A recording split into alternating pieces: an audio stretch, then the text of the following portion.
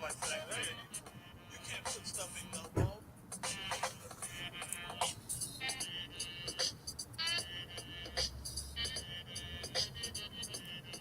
up? What's up? What's up?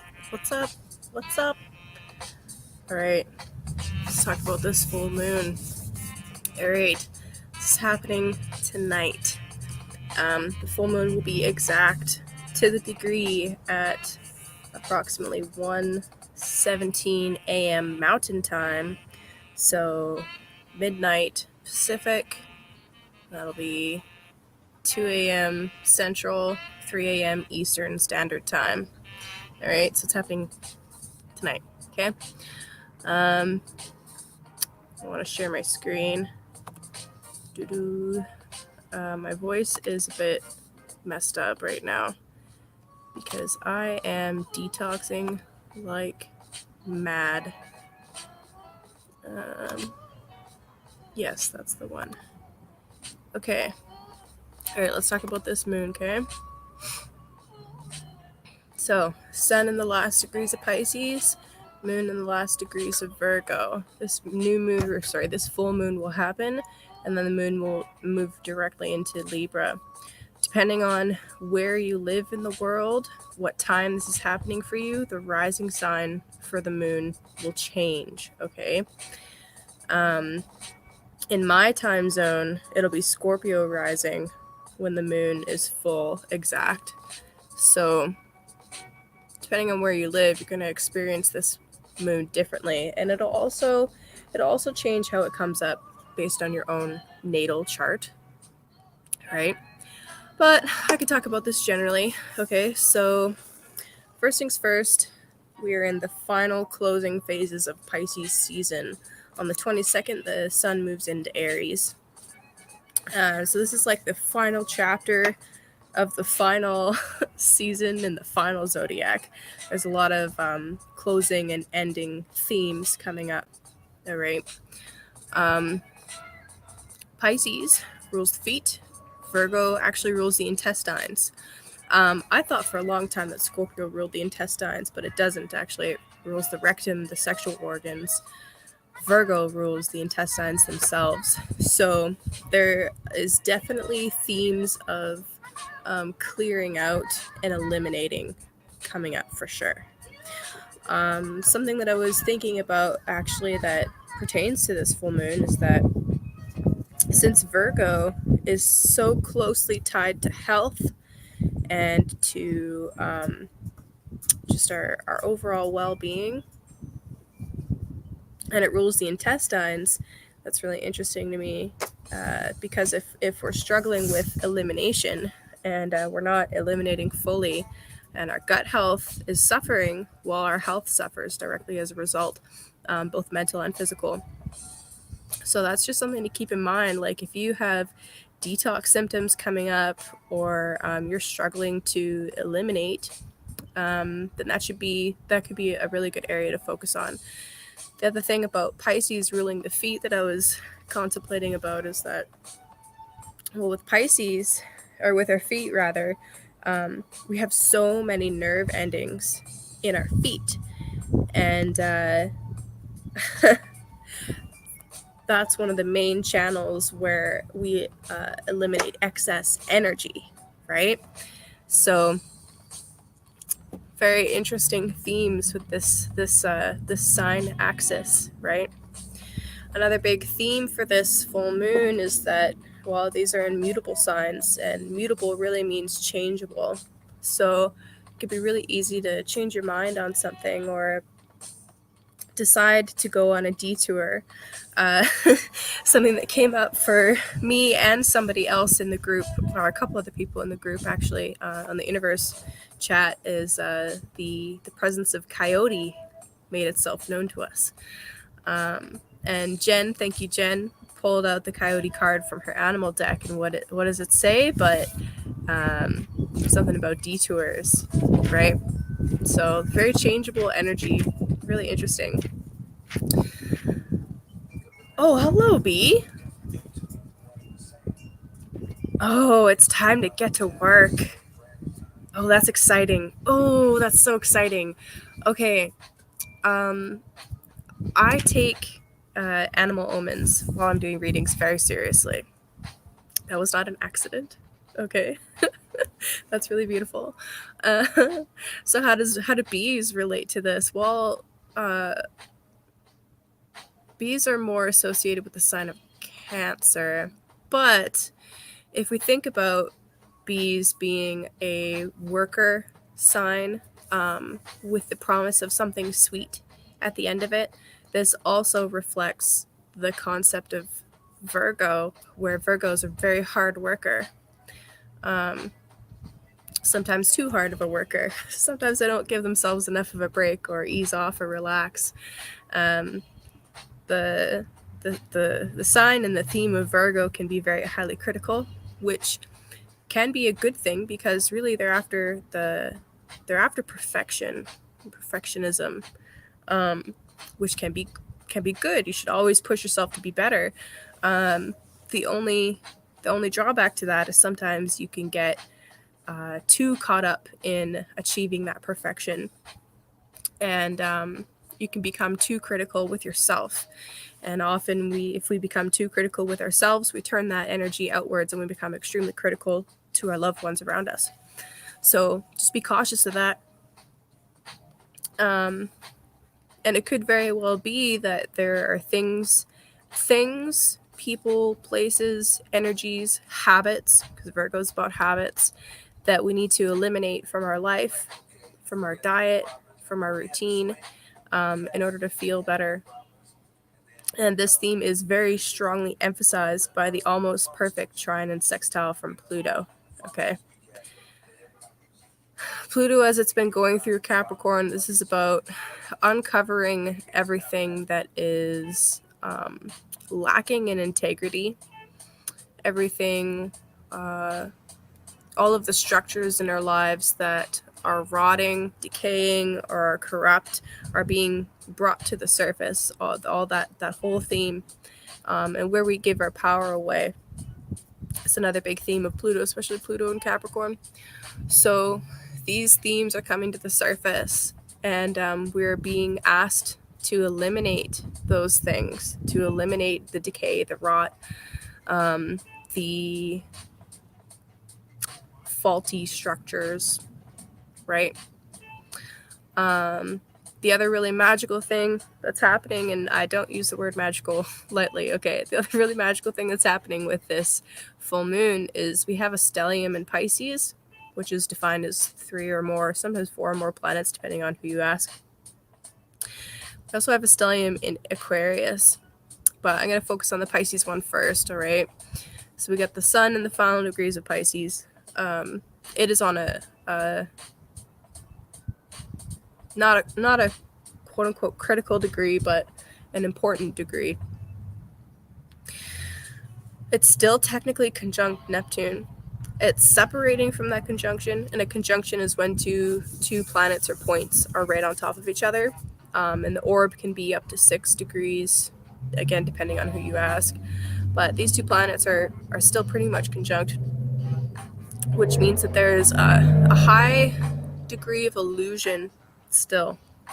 And it's almost like we're trying to come out of the fog.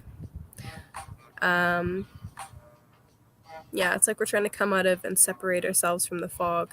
It can be really easy to fall into escapism while we're in Pisces season, but I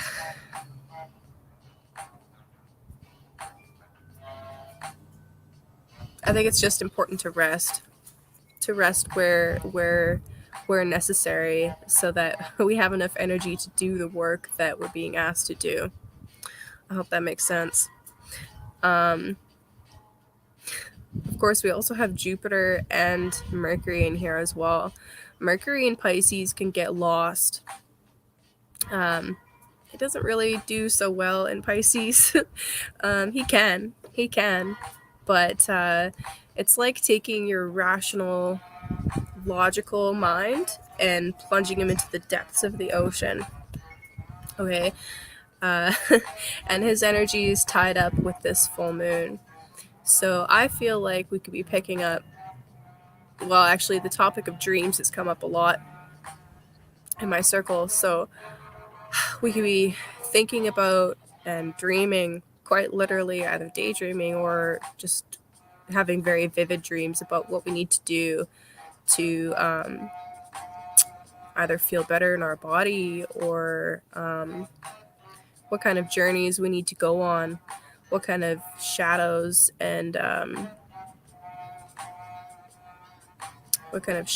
decay need to be worked with internally. Jupiter is amplifying all of this. Jupiter has the quality of expanding everything that he touches. So on one hand, there's extreme amounts of lies and fraud and deception and misinformation and propaganda that we're being absolutely bombarded with, and it's really difficult for a lot of people to see through that and even understand what the fuck's going on. So it could be difficult. It could be really, really difficult to kind of slice through that. So for me personally, what I'm going to be doing for the rest of today, the rest of the full moon, is I'm not going to try and think about things in a logical way, because it's going to be really difficult to do that. I'm going to be focusing on artwork. I'm going to be focusing on journaling. I'm going to be focusing on I don't know, I haven't really meditated today, so I'm going to be doing that too. And this beautiful sunshine. Those are the biggest things. And you know what? If I had more people around me that I could enjoy like some kind of fire with, that's what I would be doing tonight, is just gathering with other people and enjoying the time that we have, because that's the most important thing. So yeah, main themes: eliminating waste, right? Huge elimination of waste going on. Cutting out energies, people, anything that is not in alignment with our higher purpose, whatever that means for you. Yeah, that's pretty much it. I do want to talk real quick about the Venus-Mars transit, because they are coming into a square with Uranus in Taurus. Okay, so Mars and Venus, they've gone on this epic journey together. And really, we can define these planets as our desire to attract to us, simultaneous with our desire to go and get that thing that we are attracted by. Venus is like, this is the beauty that I want to see. Mars is, okay, how are we going to actually build that?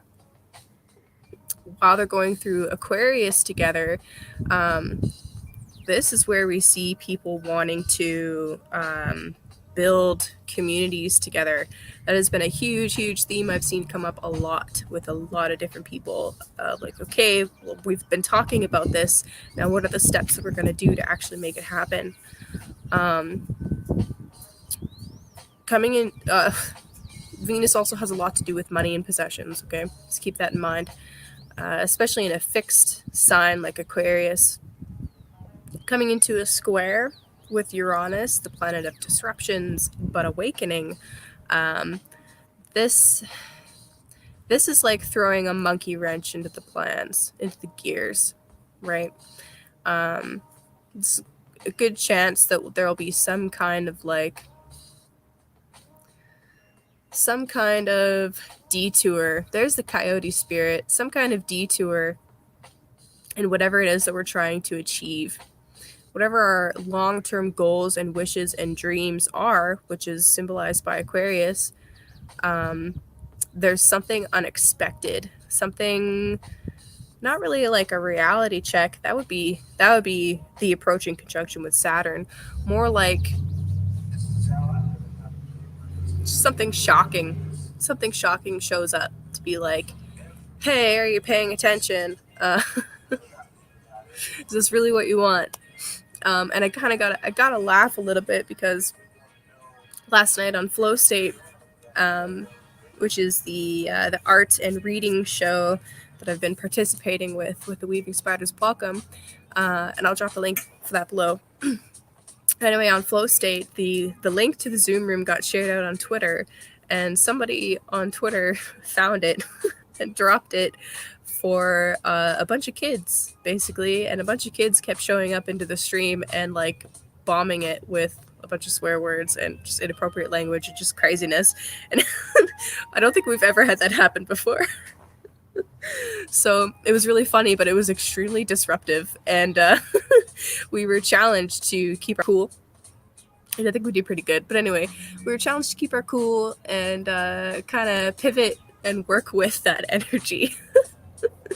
But you know what? We persevered. We didn't restart the stream or anything like that. We just kind of rolled with the punches, and that's kind of what we're going to be asked to do over the next couple of days. So, or the next week, really, while Venus and Mars are doing their thing. Oh, there we go. Just want to see exactly when does Venus and Mars conjunct Saturn. Let's find out.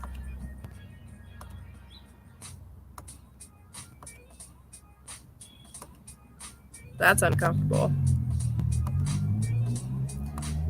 Venus being in between two malefics like that is not going to be pleasant. There it is, right there. 28. All right. Yeah, it's uncomfortable. It's definitely uncomfortable. We'll cross that bridge when we get there, but just know that the disruptions aren't going to stop anytime soon.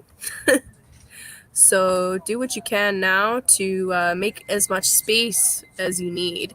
As much space as you need. Yeah, exactly.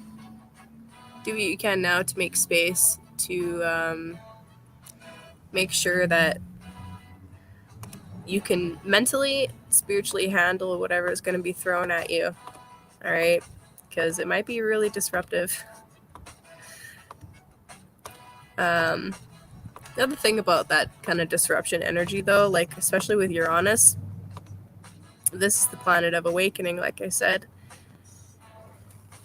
We're being invited to assess some of our values. This is Taurus's values, okay? We're being invited to reassess those values, especially with North Node going through Taurus. North Node is what we're focusing on the most, okay? So,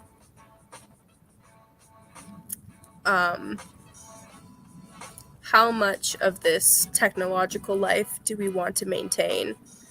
How can we innovate how we're living, how we're eating, how we're gaining resources?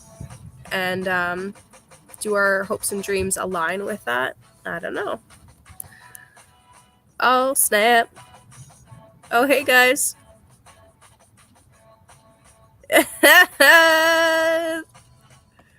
That's funny.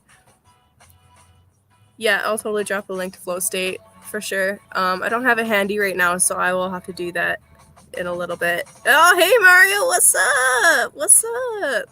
Oh, man, this is weird.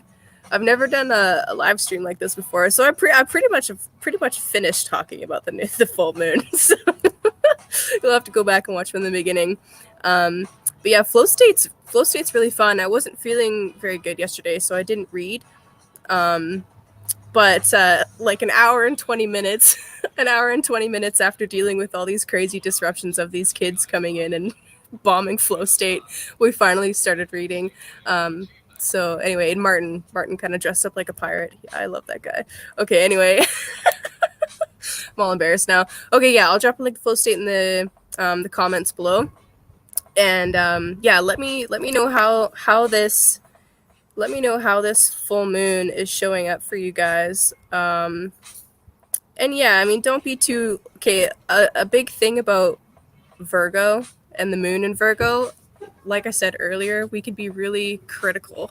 So if you are like going for a beer for St. Patty's or whatever, don't beat yourself up. don't beat yourself up. Just be mindful, that we have all of this energy in Pisces. So just try to channel that Virgo moon energy of self-restraint, right? And don't go overboard. I would not go overboard if I were you. But anyway, have a great full moon. And I look forward to doing more of these in the future now that I've got this whole broadcasting thing figured out with StreamYard. And peace out.